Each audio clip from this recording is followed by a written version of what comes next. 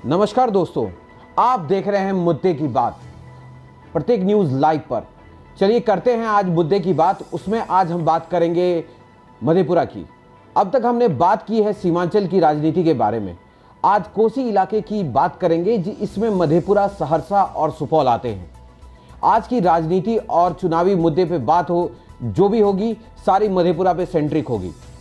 बिहार विधानसभा का चुनाव आगामी कुछ समय में होना है। राजनीतिक सरगर्मी बढ़ने लगी है। जैसे जैसे इस महामारी से हम दूर हो रहे हैं, वहीं चुनाव का समय भी नजदीक आ रहा है। कल पटना में सभी पार्टियों की बैठक हुई।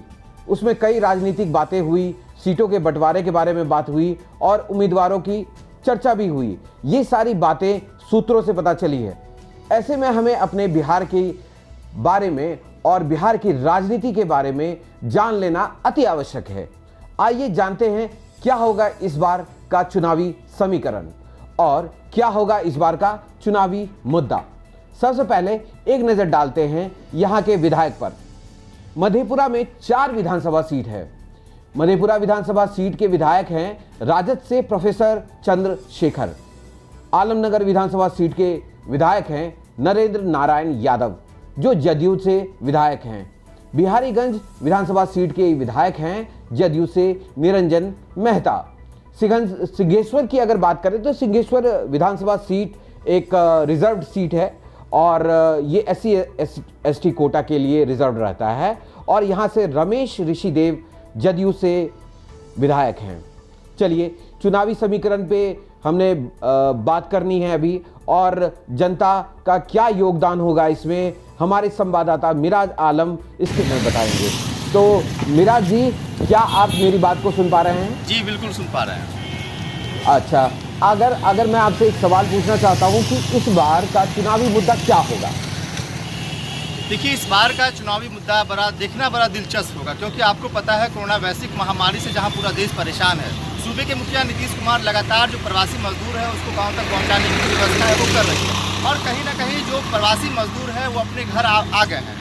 अब उसके सामने जो काफ़ी जो कठिनाई है वो ये है कि मतलब अब वो क्या करेंगे, क्योंकि वो बाहर कमाते थे और कमा के अपना घर पैसा भेजा करते थे, उनके घर में जो खुशहाली हुआ करती थी। लेकिन जो इस वायरस ने लोगों को काफ़ी परेशान कर रखा है, जो मजदूर थे और जो बाहर मजदूरी करते थे वो अब बिहार आ चुके हैं। अब वो क्या करेंगे? तो इस बार का जो चुनावी मुद्दा होगा ये होगा कि मतलब बिहार में ही ऐसी कोई फैक्ट्रियाँ बैठाया जाए जिसमें जो बिहार के जो मजदूर है वो बाहर ना जाए और बिहार में ही रहकर वो अपना जीवन यापन करे। तो ये देखना बड़ा दिलचस्प होगा। लोग ये कह भी रहे हैं।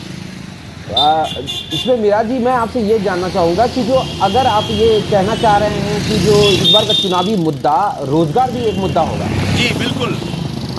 अच्छा, तो रोजगार भी एक मुद्दा होगा, तो उसके अलावा क्या विधायकों ने कोई कदम नहीं उठाया उसको अभी तक, और या फिर कोई वादे किए हैं इसके मामले में? देखिए, जब चुनावी मुद्दा आता है तो जो विधायक होते हैं, जो MP MLA होते हैं, वो लगातार जो अपनी जो चुनावी मुद्दा होता है उस मुद्दे को लेकर वो जीत जाते हैं। लेकिन कहीं ना कहीं जनता इसमें ठगा अपने आप को साबित करता है। तो इसी बीच जो वायरस ने जो जिस तरीके से लोगों को हिला कर रख दिया है, इस बार का काफ़ी दिलचस्प जो चुनाव होगा उसके जो परिणाम आएंगे वो देखना होगा, क्योंकि आप इस बार जो प्रवासी मैं ये जानना चाहूँगा आपसे मिराज जी कि ये जो रेल कारखाना है इसमें क्या रोजगार मुहैया कराने के बारे में विधायकों ने बहुत सारी प्रोमिसेस किए थे, तो उस प्रोमिसेस का क्या हुआ? मतलब उन्होंने जो वायदे किए थे, क्या उन लोगों को रोजगार मिला? जो प्रवासी मजदूर अभी वापस लौट के आए हैं, क्या उनके लिए कुछ रोजगार मुहैया कराने का उन्होंने कोई वायदा किया है उससे? देखिए, जहाँ तक मधेपुरा रेल इंजन कारखाने की बात है तो जो उस लायक हैं, जो कहीं ना कहीं जो मधेपुरा रेल इंजन कारखाना में जो कर्मचारी काम कर रहे हैं वो बाहर के कर्मचारी हैं और जो आस पड़ोस के जो लोग हैं वो कहीं ना कहीं अगर उस काम करने लायक योग्य हैं, जो काफ़ी जानकार है, वही इसमें काम कर सकते हैं। बाकी जो लोग हैं, जैसे हम कह सकते हैं जो बिहार के जो लोग हैं जिस तरीके से बाहर जाके काम किया करते थे, उन लोगों के लिए यहाँ काम नहीं है। ये मैं आपको बता दूँ, उनके लिए कोई काम यहाँ नहीं है, ना ही रेल इंजन कारखाना में उनको काम नहीं है। अच्छा, तो एक सवाल और आपसे मैं पूछना चाहूँगा कि पूर्व सांसद रह चुके वहाँ से पप्पू यादव जी, तो यादव समीकरण के बारे में पूरे देश में चर्चा होती है कि मधेपुरा एक यादव समीकरण देता है जी। और सूत्रों से ये भी पता है कि जो 35% लोग यहाँ के यादव हैं और वो बाकी की जितनी जातियां हैं वो 65% में आती जी। है, और ये किसी भी चुनाव को के रिजल्ट को उलट-फेर करने में बहुत अच्छी है। तो ये नंबर्स जो है इसके बारे में पप्पू यादव का क्या कहना है, और पप्पू यादव इसमें क्या भूमिका निभा रहे हैं अब तक? देखिए, मधेपुरा के पूर्व सांसद पप्पू यादव थे और इस बार वो चुनाव हार गए, लेकिन चुनाव हारने के बाद भी वो इस वक्त भी कहीं ना कहीं जो उनकी अपनी काम है उस काम को काफ़ी बेहतर तरीके से कर रहे हैं। और जहाँ तक जो समीकरण की आप बात कर रहे हैं तो मैं आपको बता दूं, निश्चित तौर पे मधेपुरा में यादव वोट बैंक काफ़ी है, और इस बार का जो चुनावी मुद्दा होगा वो यादव वोट बैंक और भी जो अदर जाति है उनके का जो वोट बैंक होगा वो काफ़ी देखना बड़ा दिलचस्प होगा। और कहीं ना कहीं पप्पू यादव भी इस चुनावी मुद्दे को लेकर आगे आएंगे, और कहीं ना कहीं वो अब से ही वो शुरू कर देंगे। जी। अच्छा, चलिए ये तो बात हो गई। अब हम लोग थोड़ा सड़कों की हालत के बारे में भी जानना चाहेंगे कि सड़क के क्या हालात हैं वहाँ के। बड़ा सुना है कि बड़े बड़े गड्ढे हैं। जी। चीफ जस्टिस का एक बार इंटरव्यू भी मैं सुन रहा था, तो उसमें भी उन्होंने बड़ी चर्चा की थी उस गड्ढों के बारे में। तो ज़रा आप उस पर भी नज़र डालें और मुझे प्रकाशित करें, हमारे जनता को बताएं कि जो कैसी सड़क की हालत है अभी। मधेपुरा में 2 NH है, 107, 106, जो एक मधेपुरा पूर्णिया और मधेपुरा सहरसा। मधेपुरा से जो सहरसा की जो रास्ता है वो काफ़ी जर्जर हो चुका था, और केवल 4 महीने पहले जो मधेपुरा के जो स्थानीय लोग हैं वो काफ़ी आंदोलन किए थे। तमाम बड़े निजी, जो तमाम बड़े चैनल हैं, जो तमाम बड़े अखबार हैं, सभी ने इसको काफ़ी प्राथमिकता के साथ इसे दिखाने का काम किया था। अब बात आती है मधेपुरा और पूर्णिया। मधेपुरा पूर्णिया की जो सड़कें हैं वो अब भी काफ़ी बद से बदतर बना हुआ है, काफ़ी गड्ढे हैं, और कहीं ना कहीं जो उनकी मरम्मती की जो काम है वो थोड़ा बहुत कर दिया गया, लेकिन साफ जो हम ये कह सकते हैं वो पूरी नहीं हो पाई। तो इस बार चुनाव में अगर ये सड़कें टूटी होगी तो क्या इसके लिए विधायकों ने कुछ काम किया है? मतलब विधायक जी इस पर क्या काम कर रहे हैं? देखिए, विधायक अपने स्तर से तो काम किए हैं, लेकिन आप इस बातों से साफ अंदाजा लगा सकते हैं कि विधायक जी क्या काम किए। अगर काम किए होते तो कहीं ना कहीं लोग आंदोलन नहीं किए होते। जिस तरीके से सड़क को लेकर, जिस तरीके से मधेपुरा के लोगों ने आंदोलन किया था, वाकई एक बड़ा आंदोलन था। और इसमें जो विधायक जी से भी बात हुई थी हमारी, तो उन्होंने कहा कि हम अपने स्तर से काम कर रहे हैं, और कहीं ना कहीं इस वक्त जो सड़क की जो हालत है वो उतना बेहतर नहीं कह सकते हैं। मतलब जो टूटी फूटी सड़कें थी उसे प्लेन कर दिया गया है। जी, धन्यवाद मिराज जी। हमारे संवाददाता मधेपुरा से अभी जुड़े थे हमारे साथ, उन्होंने काफ़ी अच्छी जानकारियाँ दी। मधेपुरा में हमेशा से ही यादव समीकरण चुनावी मुद्दा बनकर सामने आया है। सभी नेताओं का एक ही नारा होता है, यादवी समीकरण। मधेपुरा का एक बहुत पुराना नारा है, रोम का पोप, मधेपुरा है गोप का। गोप की इस धरती पर किसका होगा राज तिलक, कहना बड़ा मुश्किल है। देखना भी बड़ा दिलचस्प होगा कि 1990 से 2005 तक राजद का पावर हाउस मधेपुरा कहलाता था, और अक्सर राजद के ही विधायक मधेपुरा से चुने जाते थे। इसे लालू नगरी के नाम से भी जाना जाता है। मधेपुरा यादव बाहुल्य इलाका है, यहाँ यादव की संख्या काफ़ी अधिक है। यहाँ की राजनीति का सबसे बड़ा मुद्दा किसानों की फसल को लेकर होता है, और रोजगार की समस्या है। अराजकता के इस माहौल में क्राइम ग्राफ भी बहुत आगे है। आपको बताते चले कि कल ही एक कुख्यात अपराधी दिनेश मुनि, जिसे कल ही इस STF की टीम ने मार गिराया था, वो मधेपुरा का रहने वाला था, जिसने कुछ ही दिन पहले ही थाना अध्यक्ष आशीष सिंह का हत्या कर दिया था। विभिन्नताओं वाला राज्य बिहार, जिसमें मधेपुरा खासकर दुग्ध उत्पादन में अव्वल नंबर पर है, उसके लिए मधेपुरा के पास ऐसी कोई डेयरी नहीं है जहां किसान अपने उत्पादित दूध को बेच सके, जिसकी वजह से कहीं ना कहीं किसानों की मेहनत पर पानी फिरता नजर आ रहा है।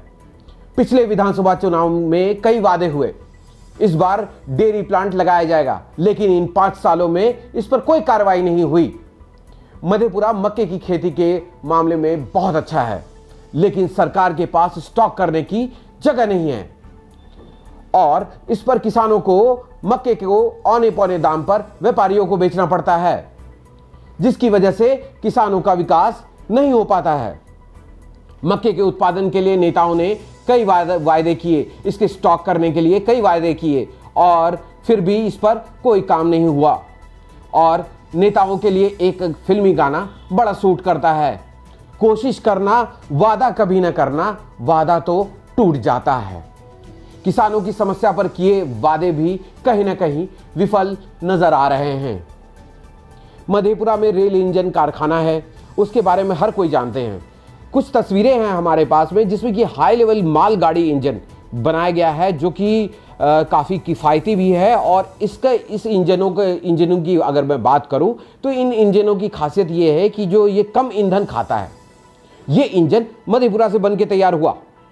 चलिए, ये तो सारी बातें हो गई इंजन बनने का और सब कुछ, लेकिन यहाँ पर रोजगार का कोई अवसर नहीं मिलता।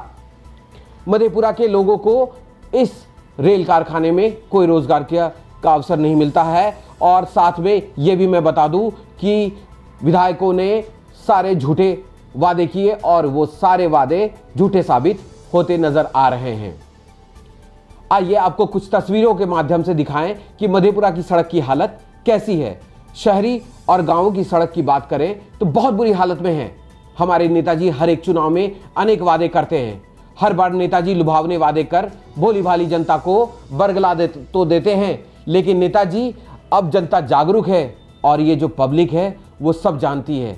और मैं एक विश्वविद्यालय भूपेन्द्र नारायण मंडल यूनिवर्सिटी के बारे में भी आपको बताऊंगा, जहां की ग्रेजुएशन और पोस्ट ग्रेजुएशन की डिग्रियां मिलती हैं। लेकिन यहां पर 3-3 सरकारी कॉलेज होने के बावजूद यहां पर पढ़ाई का स्तर बहुत नीचा है और एजुकेशन के मामले में मधेपुरा बहुत पीछे है।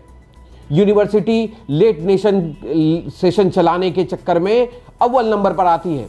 यूनिवर्सिटी के ऊपर भ्रष्टाचार के कई आरोप लगे हैं जिस पर कोई सुनवाई नहीं है। अभी तक उसको सुचारू रूप से चलाने के लिए कोई अहम मुद्दे को उठाता ही नहीं है। चलिए, ये तो सारी बातें हो गई अपने मधेपुरा के बुराइयां। कुछ अच्छी बातें भी कर लेते हैं जो हमारे सुशासन बाबू ने किए हैं।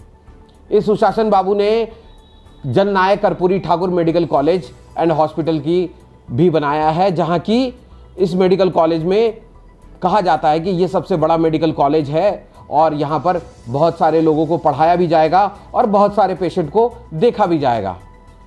चलिए, इतनी बातों में अब मैं आगे आपको ये भी बता दूं कि जो सिंहेश्वर स्थान एक हमारे मधेपुरा में से 7 किलोमीटर दूर एक सिंहेश्वर स्थान है, जहाँ की व्यवस्था अच्छी नहीं चल रही है।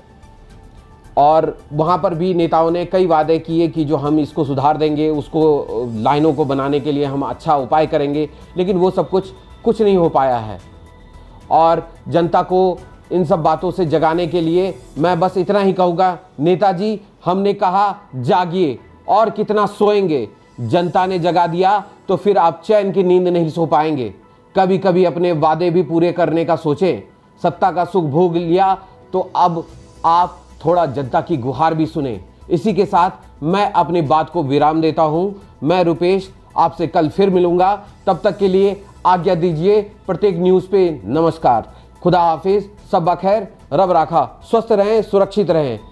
ऐसे ही हमारे और अपडेट्स के लिए हमारे फेसबुक पेज और यूट्यूब चैनल को सब्सक्राइब करना ना भूलें।